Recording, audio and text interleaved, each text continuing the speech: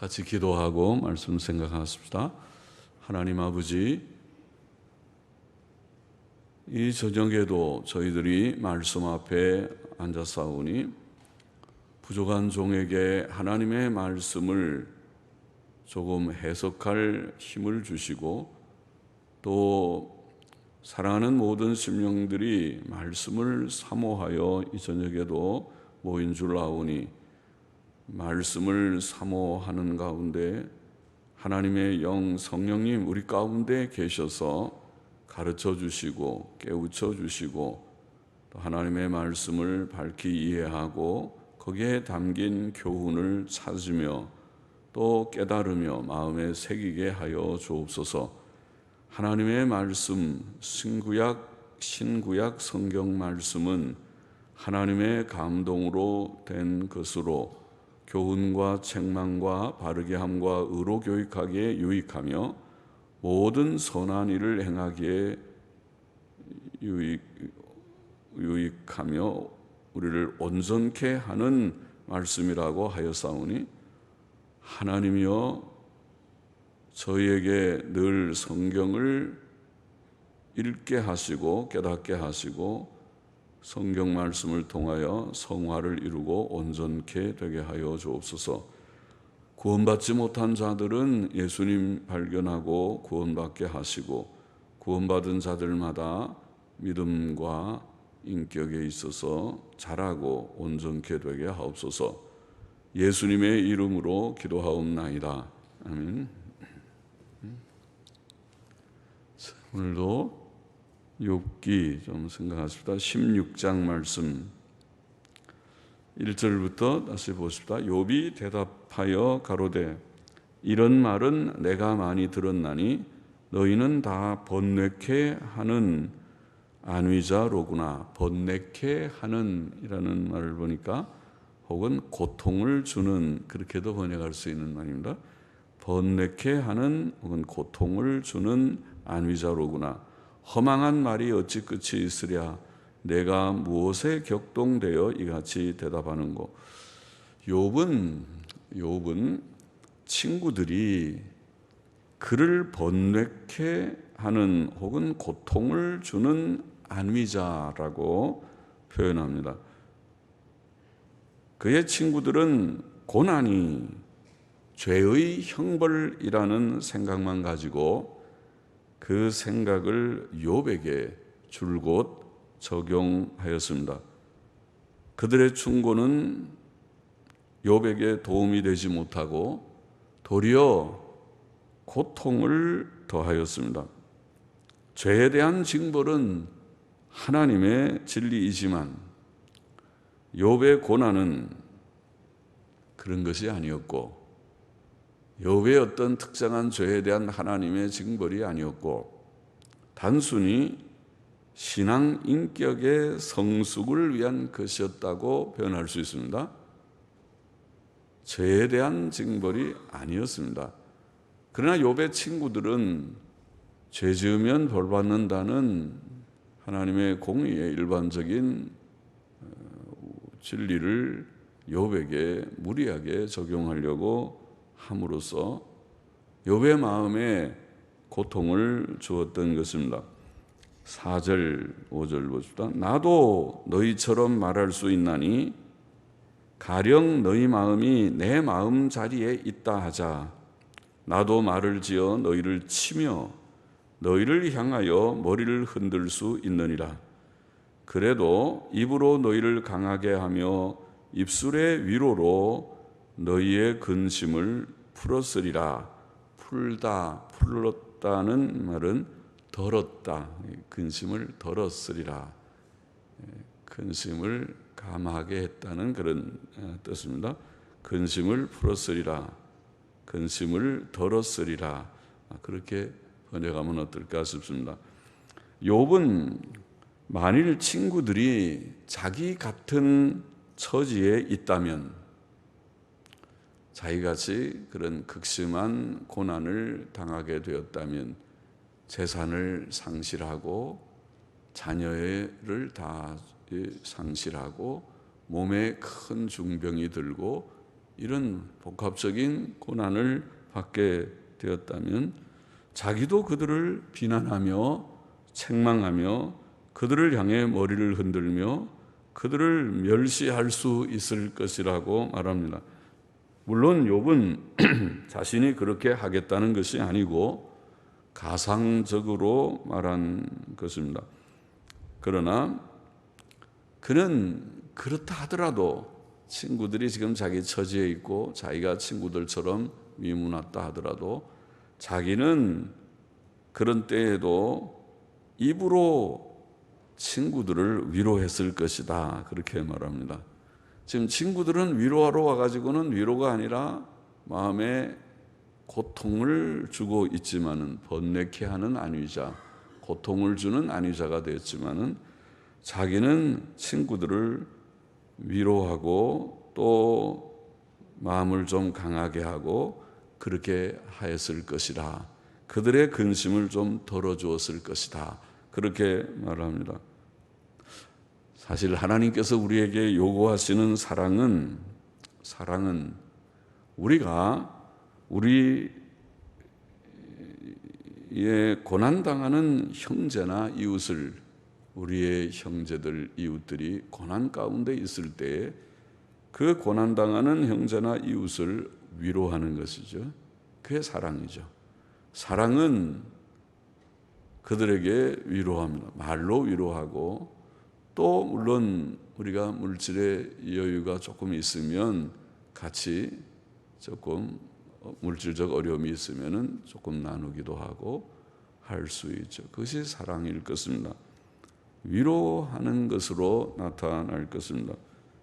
6절을 계속 봅시다. 내가 말하여도 내 근심이 풀리지 아니하나니 잠잠한들 어찌 평안하랴. 사람이 잠잠히 있는 것보다 다른 사람들과 말하는 것이 보통 그의 마음의 근심을 푸는데 도움이 됩니다. 그래서 우리가 우울증 환자들은 친구가 없으면은 치료가 좀 더디거나 힘들 수 있죠. 의사 선생님을 상담해 보면 제일 먼저 하는 말이 친한 친구가 있습니까? 그런 거 묻습니다. 왜냐하면은 서로 이렇게 대화를 하고 함으로써 좀 마음에 쌓였던 것들이 좀 풀리고 그렇게 해야 되는데 너무 혼자 고독하게 있으면은 병이 심해지죠. 그래서 가족의 도움이 아주 필요하고 친구들이 필요하고, 그런 걸 생각하면은 왜 갱년기 여성들이 친구들끼리 3, 3, 5 모여서 수다를 떠는 것이 이렇게 비난할 것이 아니라 참 좋은 것이, 그런 수다도 떨지 않으면은, 수다를 떤다는 말이 좋은 말은 아니지만은 수다를 떨지 않으면은 마음의 병이 생길 수 있는 사람들이 들어 있을 거예요. 그래서 모여서 좀 먹기도 하고, 좀 그저 다 쓸데없는 말 같지만 좀 하면은 조금 마음에 위로도 되고 풀리는 것이 좀 있긴 있을 것입니다. 보통은 그렇습니다. 그러나 문제의 해결이 없이 그의 근심을 완전히 없애는 것은 불가능할 것입니다. 약간은 도움이 될지 모르지만은 그것이 완전한 해결책은 아닙니다. 욥은 심각한 고난 중에서 친구들이 찾아와서 친구들하고 대화를 할 수도 있는 여건에서 말도 지금 하고 있지만은 그래도 평안을 얻지 못하고 있다고 말합니다. 내가 말하여도 내 근심이 풀리지 않는다, 그렇게 말합니다. 7절 넘어가 봅시다. 이제 주께서 나를 곤고케 하시고 나의 무리를 패격케 하셨나이다. 나의 무리라는 원어는 욥의 가족들과 종들을 가리키는 것 같습니다. NIV 성경은 그렇게 번역을 했습니다. 그래서 나의 무리, 나의 가족, 이렇게 보십시다. 패격케 하셨다. 패격케라는 말은 황폐케 하셨다는 그런 뜻입니다. 황폐케라는 뜻입니다. 욥은 하나님께서 자신을 곤고케 하셨고 자기 가족들을 황폐케 하셨다고 말합니다. 그렇죠? 자기도 지금 매우 곤고해져 있고 자기의 가족들, 자녀들은 이미 죽었고 아내도 자기를 욕하고 그렇게 자기를 버리듯이 하곤 상태에 있으니까 가정이 다 황폐게 된 셈이죠. 그는 하나님의 주권적 섭리를 믿고 있었습니다. 주께서 그렇게 하셨다고 말합니다. 이제 주께서 나를 곤고케 하시고 나의 무리를, 나의 가족을 패객케 황폐케 하셨나이다. 8절 보십시다. 주께서 나를 시들게 하셨으니 이는 나를 향하여 증거를 삼으심이라. 나의 파리한 모양이 일어나서 대면하여 나의 죄를 증거하나이다. 계속해서 주께서 욥은 자신이 심신으로 쇠잔케 된 것이 하나님께서 하신 일이라고 말하며 그의 파리한 모습이 그를 대적하여 증거한다고 말합니다. 그것은 그가 고난 중에 자신의 죄를 생각하게 된다는 뜻일 것입니다. 원문에는 나의 죄라는 말은 없지만은 우리는 이해를 돕는 뜻에서 집어넣어서 나의 죄를 증거한다고 번역을 했습니다. 우리는 욥처럼 고난 중에 내가 무슨 죄를 지었나, 나의 죄가 무엇인가, 그렇게 자신을 돌아보게 됩니다. 9절 가보십시다. 그는 진노하사 나를 찢고 군박하시며 나를 향하여 이를 갈고 대적이 되어 뾰족한 눈으로 나를 보시고, 욥은 하나님께서 진노하셔서 마치 사나운 짐승처럼 그를 찢으시고 대적하신다고 말합니다. 무섭죠? 하나님께서 진노하셔서 그를 대적하신다. 또 군박하다는 원어는 대적한다는 뜻입니다. 그래서 그는 진노하사 나를 찢고 군박하신다 혹은 대적하신다, 그런 뜻입니다. 또 욥은 하나님께서 자기를 향해 이를 가시고, 무섭죠? 사람이 막 원수한테 이를 갈고 그런 막 이로 물어뜯을 것 같이 이를 갈고, 그리고 뾰족한 눈으로, 뾰족한 눈이 뭔지, 뾰족한 눈으로 보신다, 그렇게 말합니다. 뾰족한 눈은 확실히 동정어린 눈이 아니고 미움과 진노의 마음을 나타내는 눈이겠죠. 뾰족한 눈으로 하나님께서 노하셨다는 것이죠. 그러니까 지금 이 욥은 고난 가운데서 하나님의 진노가 자기에게 진노의 얼굴이 보이는 것처럼 느끼는 것입니다. 누구나 그렇죠. 고난 가운데 있으면 자기의 죄가 깨달아지고 하나님이 나를 이렇게 화내시는 얼굴로 보시는가 하는 것을 느끼게 되겠죠.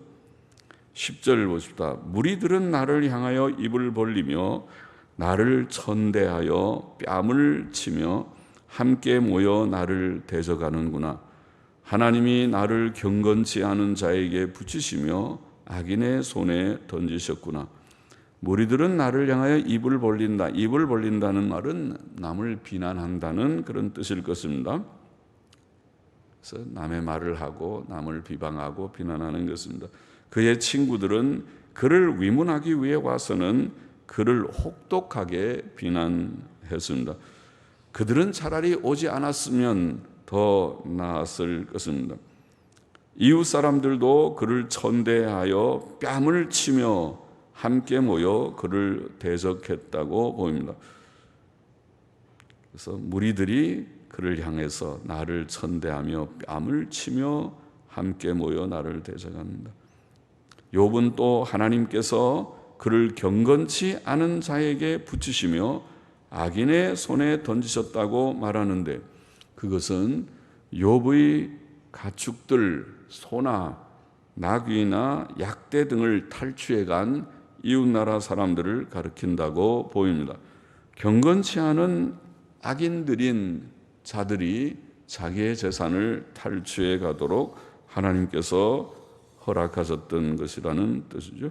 12절 보십시다. 내가 평안하더니 그가 나를 꺾으시며 내 목을 잡아 던져 나를 부서뜨리시며 나를 세워 관역을 삼으시고 그 살로 나를 사방으로 쏘아 인정 없이 내 허리를 뚫고 내 쓸개로 땅에 흘러나오게 하시는구나.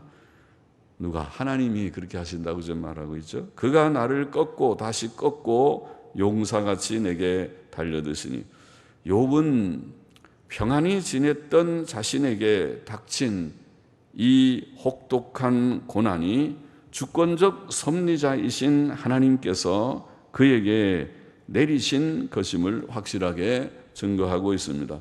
그가 나를 꺾으시고 내 목을 잡아 던져 나를 부서뜨리시고 나를 세워 관역을 삼으시고 그 살로 나를 사방으로 쏘아 인정없이 내 허리를 뚫고 내 쓸개로 땅에 흘러나오.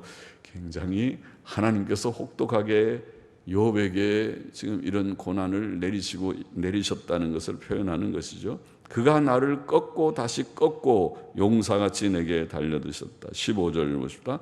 내가 굵은 배를 꿰어매어 내 피부에 덮고 내 뿔을 티끌에 더럽혔구나. 굵은 배.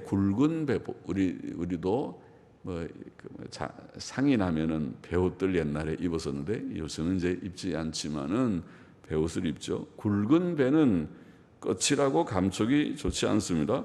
구약 시대의 성도들은 금식할 때 보통 굵은 배옷을 입었습니다. 욥은 고난 가운데 굵은 배옷을 입었다고 표현합니다. 굵은 배를 꿰어매어 내 피부에 덮고. 굵은 배옷을 입은 것은 그의 고통과 탄식을 나타냅니다.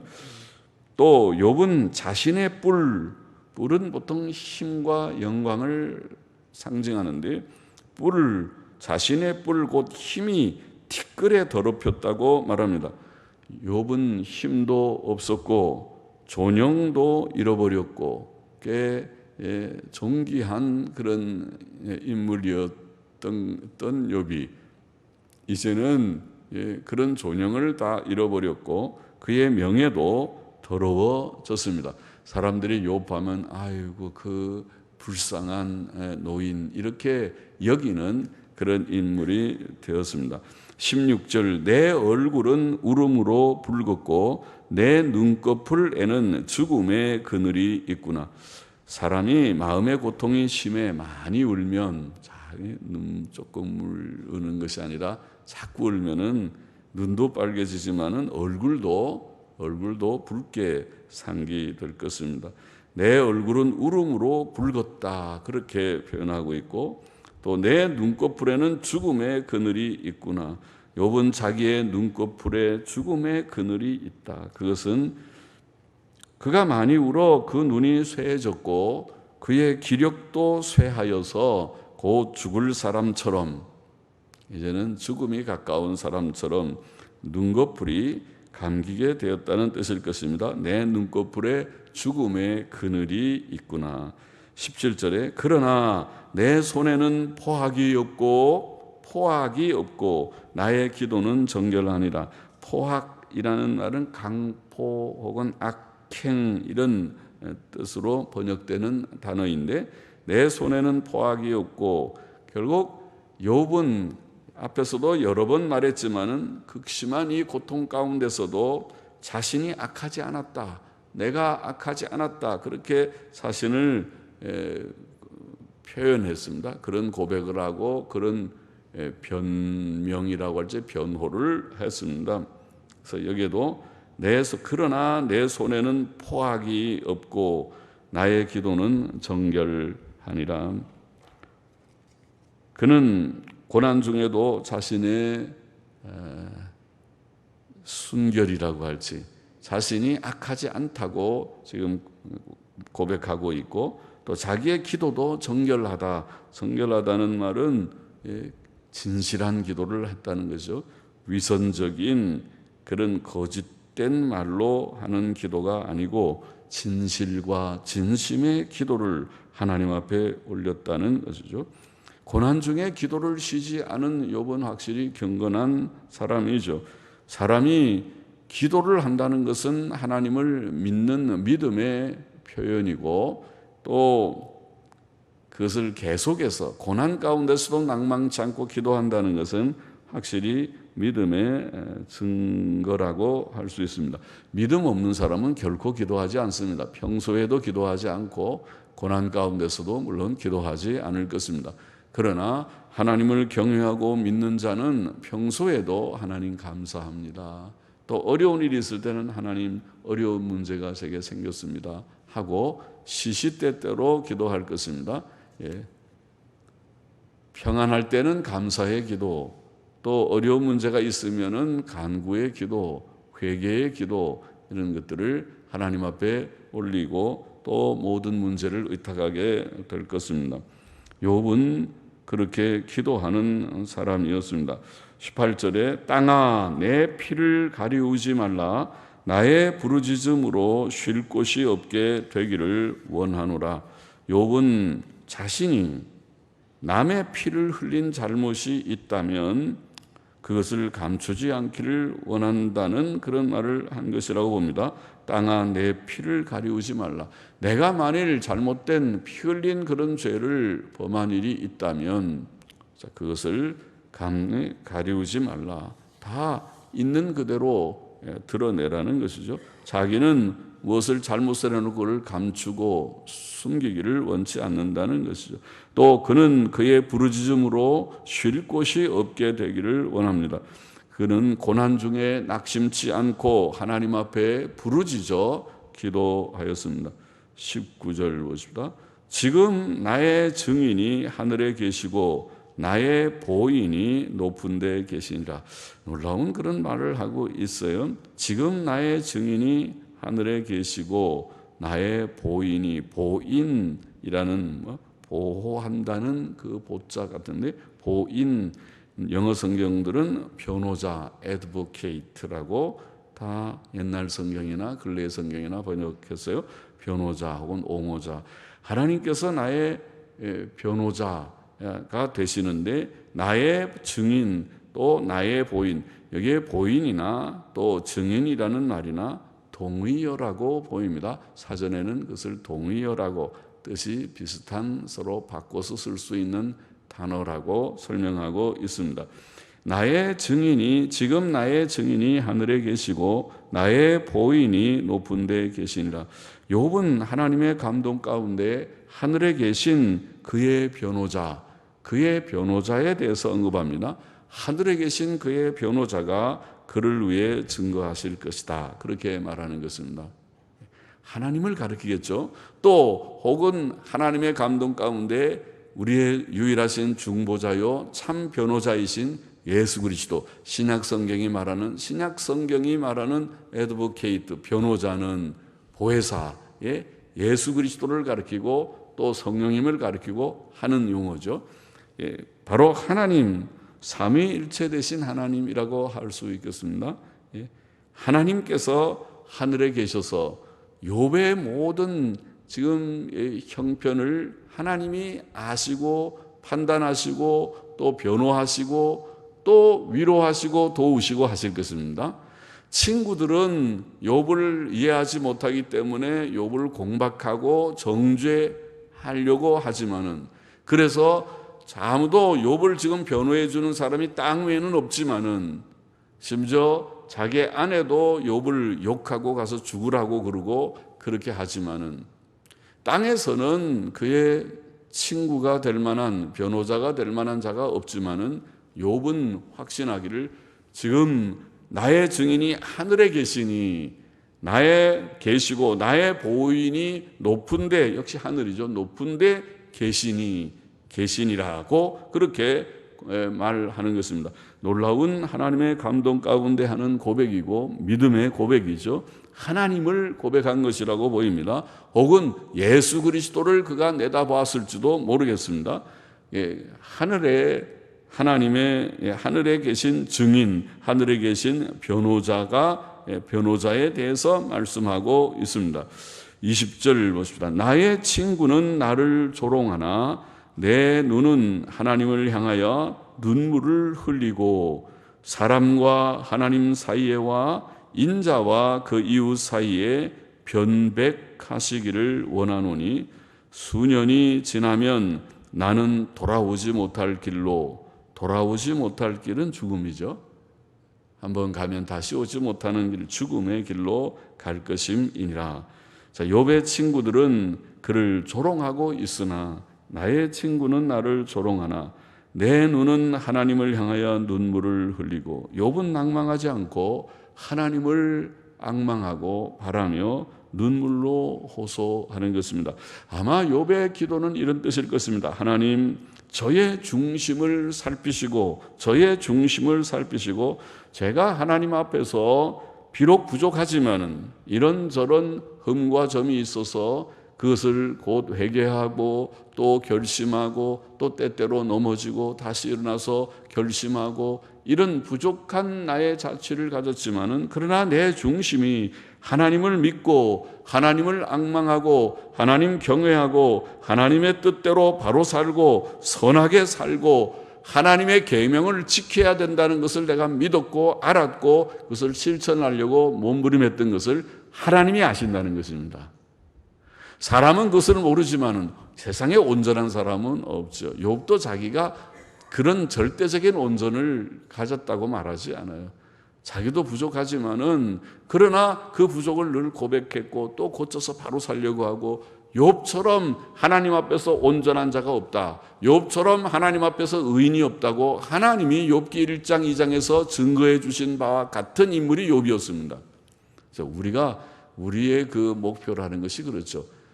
완전 성화는 땅 위에서 없지만은 그러나 상당히 스스로 마음에 거리끼는 그런 행위를 하지 않는 자, 그것이 성화의 상당한 단계에 올라가는 것이죠. 남이 볼 때의 흠을 지적할 정도면 그는 좀 아직 어린아이와 같은 유치한 단계에 있다고 볼 수 있고, 자기 스스로도 자기를 책망할 것이 없게 늘 부족한 것을 고백하고 또 결심하고 또 씨름하고 이렇게 엎치락뒤치락 하지만은 그러면서 성화를 점점 이루어서 이제는 자기가 자기를 상당히 통제할 수 있는 그런 상태에 좀 이르게 되는, 그것이 성화의 단계고, 그것이 우리가 상당한, 그게 흠과 점이 없다고 말하는, 책망할 것이 없다고 말하는 디모데전서 3장 1절에 이하에 나오는 성의 뭡니까? 직분자의 자격, 감독의 자격으로 우리가 말하는 그런 상태죠. 자기가 자기 자신을 책망할 것이 있는 정도라면 고쳐야 되죠. 회개하고 그렇게 해야 되겠죠. 우리가 물론 예수님 믿음으로 의롭다함을 받았지만은 예수님 믿는 믿음 안에서 완전한 거룩, 완전한 의를 법적으로 받았다고 믿지만은 하나님께서 원하시는 것은 그것이 아니고, 고수로 끝나는 것이 아니고, 칭의로 끝나는 것이 아니고, 하나님께서는 실제적인 의가 열매로 맺혀지기를 기대하신다는 겁니다. 그것도 노력을 해야지 되는 거죠. 나는 예수 믿었으니까 됐다, 그것으로 끝나는 건 성경을 절반밖에 읽지 못하는 사람일 것입니다. 성경은 많은 구절들이 오히려 성화에 대해서 많이 말하고 있습니다. 예수님의 말씀, 우리가 산상설교를 알지 않습니까? 예수님 말씀은 내 말을 듣고 지키지 않는 자는 어떤 자와 같으냐? 미련한 어리석은 자와 같아서 모래 위에다가 집을 짓는 자와 같다고 했습니다. 그러면 내일과 같이 이제 태풍이 한반도를 관통한다고 하는데 들어올 때 무너져 버리겠죠. 약하게 지어놓으면 큰일 나는 것이죠. 무너져 버립니다. 그러나 기초가 튼튼한 반석 위에 짓듯이 튼튼하게 밑에 기초를 콘크리트로 기초 작업을 튼튼하게 하고 거기에다가 철근으로 튼튼하게 기둥을 세우고 집을 지었다면 웬만하면은 잘 견뎌낼 것입니다. 그렇게 해야 된다는 거죠. 그러면 그렇게 튼튼한 집을 짓는 자가 뭐냐 할 때 주님 말씀하기를 행위라, 순종의 행위가 있는 자는 지혜롭게 집을 잘 짓는 자요, 내 말을 듣고 행치 않는 자는 어리석은 미련한 자와 같이 모래 위에 집을 짓는 거라고 해서, 그럼 주님의 강조점은 행위에 있습니다. 예수님 믿고 구원 얻는 것은 기본이고 당연한 것이고 믿음의 시작이지만은 주님은 그것으로 만족하지 말고 너희가 나를 주님이라고 부른다면 왜 내 말을 행치 않느냐. 누가복음 6장인가 그렇게 주님이 말씀하지 않았습니까? 그런 행위에 대한 강조에 있다고 봅니다. 그래서 여기에 욥의 기도도 그런 중심입니다. 내가 비록 부족함이 없지 않지만은 하나님을 경외하고 믿음으로 살고 바르고 선하게 살고자 애쓴 것을 주님이 아시지 않습니까? 지금 친구들은 자기한테 와서 너 무슨 죄 지었구나.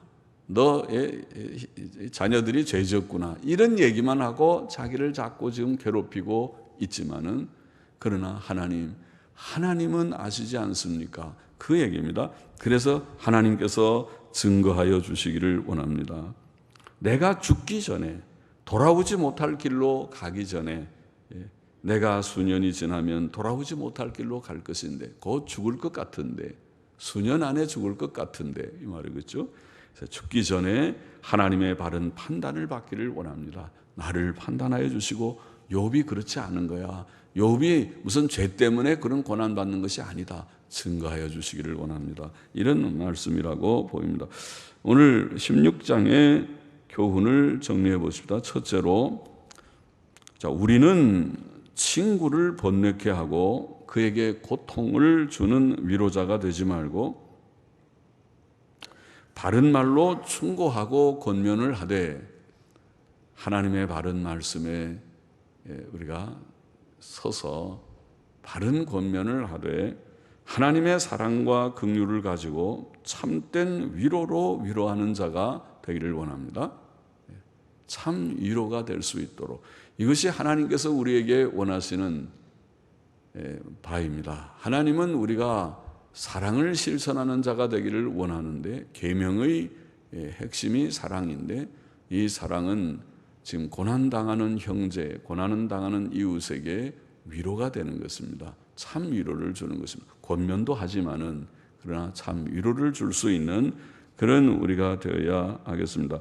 둘째로 우리는 고난 중에 욥처럼 하나님께서 주권적 섭리자이심을 믿고 이 욥기의 중요한 한 진리고 성경 전체에 흐르는 중요한 진리고 이미 여러분들이 상당히 그런 깨달음을 갖고 계시고 또 수없이 많은 말씀을 들어서 더 알 것이지만은 굉장히 중요한 것이죠. 그게 섭리라는 말이죠. 우리가 이 세상을 창조하신 하나님, 창조자도 주권자이십니다. 하나님이 창조할 때 누구랑 의논했습니까? 우리랑 의논하지 않습니다. 하나님의 뜻 가운데서 기쁘신 뜻 가운데 창조하셨고 또 창조하신 이 세상을 다스리시는 하나님의 그 행위도 주권적입니다. 하나님께서 이 세상을 홀로 다스리십니다. 우리랑 의논하지 않습니다. 너 언제 태어날래? 너 언제 죽을래? 어떻게 할래? 우리랑 의논하고 하지 않고 하나님의 주권적인 뜻 가운데서 섭리하십니다. 여기에 욥은 자신에게 닥친 이 혹독한 고난을 우연히 생겼다고 말하고 있지 않습니다. 또 믿음 없는 세상 사람처럼 재수가 없어서 이런 게 나한테 왔다고 그렇게 생각하는 것이 아닙니다. 그는 처음부터 끝까지 하나님께서 주께서 그가 내게 이것을 주셨는데 그렇게 말하고 있습니다. 그것은 성경적인 것입니다. 하나님을 주권적 섭리자로 믿는 믿음이 우리에게도 필요한 것입니다. 우리에게 고난의 현실을 주신 이가 하나님이시요 내게 주신 현실이 하나님이 주신 것이다. 이것을 깨닫는 것이 굉장히 중요합니다. 그것이 잠언 3장에 말한 범사에 하나님을 인정하라는 것이 그것입니다. 우리의 현실을 하나님께서 주신 현실인 줄 알지 못하는 것은 불신앙입니다. 큰 죄악입니다. 하나님 없는 무신론입니다. 주권적 섭리자 하나님을 알지 못하는 그런 마음가짐입니다. 우리는 현실을 내게 주신 현실이 좋은 현실이든 또 어려운 현실이든 내게 주신 현실을 하나님께서 주신 것으로 깨달아야 됩니다. 그래서 고난을 하나님께서 내게 주셨다면 이제 고난을 거두어 가실 수 있는 이가 하나님이신 것도 알게 되니까 그것이 바로 주권신앙이죠. 주권적 섭리자 하나님을 믿는 믿음을 가지고 고난 가운데서 조금 더 참고 하나님을 바라고 의지하며 살아가는, 그러면 얼마 되지 않아서 하나님이 하시는 일을 우리에게 보여주시고 합력하여 선을 이루었습니다. 지나놓고 보니까 그렇다는 말이죠. 하나님께서 도우셨습니다. 하나님께서 함께 하셨습니다. 고백하게 될 것입니다. 고백하는 것입니다. 신자들은 그렇게 되는 것입니다. 그래서 우리가 아노니 뭘 안다고 그랬습니까? 로마서 8장 28절에 우리가 아노니 하나님을 사랑하는 자 곧 그 뜻대로 부르심을 입은 자들에게는 모든 것이 합력하여 선을 이루느니라. 그걸 우리가 안다고 그랬어요. 바울만 아는 것이 아니라 우리 모두가 아는 바인데 이렇게 말씀한 것입니다. 섭리의 신앙을 우리가 갖고 하나님께서 다 주장하십니다. 하나님은 결국은 유익게 하시지 우리를 파멸케 섭리하시지 않아요. 단지 우리가 죄를 지으면 하나님이 징벌도 하시고 고난도 주세요.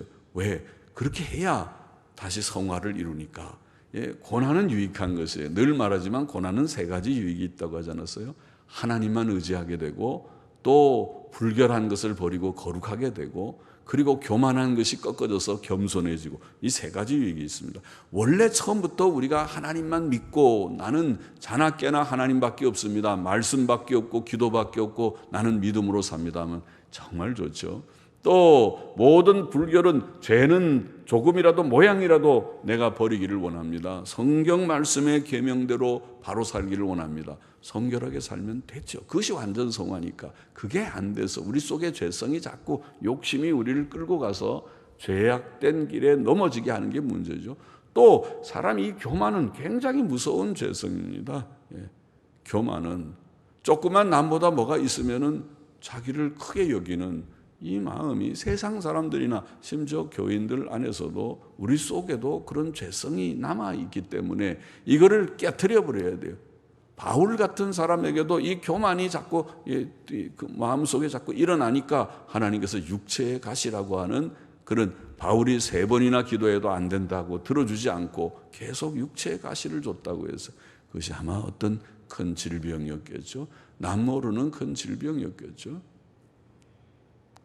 그것은 교만을 예방하기 위한 예방주사와 같았습니다. 그러니까 고난도 참 유익한 것이다 깨달아지는 것이죠. 주권신앙을 가지고 하나님만 바라며 살아야 된다. 셋째로, 우리는 평소에 불의와 강포와 악행을 버리고 하나님의 계명과 교훈대로 정직하고 선하고 진실하게 살고, 또 까닭 없이 당하는 고난 중에 낭망치 말고 인내하며 계속 진실한 기도, 여기 욥의 고백으로는 정결한 기도를 나는 한다. 진실한 기도를 하나님께 올려야겠습니다. 경건하고 선한 삶이죠. 하나님 앞에 늘 하나님 의지하고 진심의 기도를 올리는 사람, 그 경건한 사람이죠. 또 강포가 없고 선한 삶을 구하는 사람, 그것이 정말 성경이 말하고 있는 성도의 상이죠. 성도는 그렇게 살아야 됩니다. 정말 우리가 성도다운 삶을 얼마나 이루었는가, 성화가 얼마나 이루어졌는가 하는 것은 우리의 모습이 어떠한가, 우리 속에 강포함이 있는가, 악함이 있는가, 아니면 착하고 선한 모습에 우리의 상이 조금씩이라도 형성되고 있는가, 우리의 기도는 진실한가, 위선과 외식이 아니고 하나님 앞에 진심으로 항상 나아가 엎드려 기도하는 우리인가, 이것을 보면 되겠다는 거죠. 그렇게 돼야 되겠고, 마지막 넷째로 오늘 여기 16장에 귀한 진리가 있죠. 예수 그리스도께서는 하늘에 계신 우리의 증인이시며 변호자이심을 기억해야 되겠습니다. 욥은 예수님을 얼마나 알았는지는 몰라도 하늘에 나의 보인, 나의 증인이 계셔서 이런 말씀을 하죠. 우리는 압니다. 우리는 하나님께서 계시고 또 우리의 중보자 되시는, 우리의 변호자 되시는, 우리의 보인이 되시는 예수 그리스도께서 하늘에 계심을 알고 있습니다. 그러므로 우리는 때때로 사람의 오해와 비난 속에서도 욥처럼 친구들이 그를 오해하고 비난하고 속상하고 마음의 고통이 심할 때라도 욥의 고백이 뭐라고 그랬어요? 나의 보인과 증인이 지금 하늘에 계셔서 그가 나를 증거해 주신다. 그렇죠. 하나님이 아신다는 거예요. 하나님이 아시죠. 예수님께서 다 보고 계십니다. 다 판단하고 나를 변호해 주실 줄 믿습니다. 그 믿음을 말하는 것이죠. 주님께서 모든 것을 다 보시고 판단하시고 또 우리에게 공의롭게 모든 것을 처리하실 것을 믿기 때문에 주님께 의탁하고 호소하면서 나아가면 된다. 너무 낙심할 것도 없고 너무 사람들하고 싸울 것도 없고 하나님께 호소하는 것이 제일 좋은 것이다. 그러면 하나님께서 우리를 도우시고 건져주시고 위로하시고 또 우리의 원수들은 하나님께서 책망하시고 또 징벌하여 주실 것이 분명하니까 그렇죠. 됐죠. 그보다 더 좋은 방법이 없죠. 그래서 하나님께서 또 우리 주님 예수께서 하늘에 계신 우리의 증인이시고 변호자이심을 우리가 잊지 말아야 하겠습니다. 기도하십시다. 하나님 아버지, 우리는 친구에게 참으로 위로를 줄 수 있는 그런 좋은 위로자, 고통을 주는 위로자가 아니고 참된 위로자가 되기를 소원합니다. 하나님이여, 우리는 또 주권적 섭리를 믿는 그런 믿음을 가지고 모든 문제들을 우리가 인정하고 하나님의 섭리를 인정하고 하나님께 의탁하며 나아가는 우리가 되기를 소원합니다. 또 평소에 주님 성화가 우리 속에서 조금이라도 이루어져서 진실한 기도를 올리는 자, 또 강포가 없고 참 선함과 또 사랑이 우리의 인격과 삶 속에서 조금이라도 나타나는 자들이 되기를 원합니다. 땅 위에 사는 동안 때때로 억울함이 있는 세상의 현실에 처한다 할지라도 하늘에 계신 우리의 변호자, 우리의 증인 주 예수 그리스도를 바라보며 의지하며 의탁하며 나아가는 저희가 되게 하여 주시기를 원합니다. 예수님의 이름으로 감사하며 기도하옵나이다. 아멘. 아멘.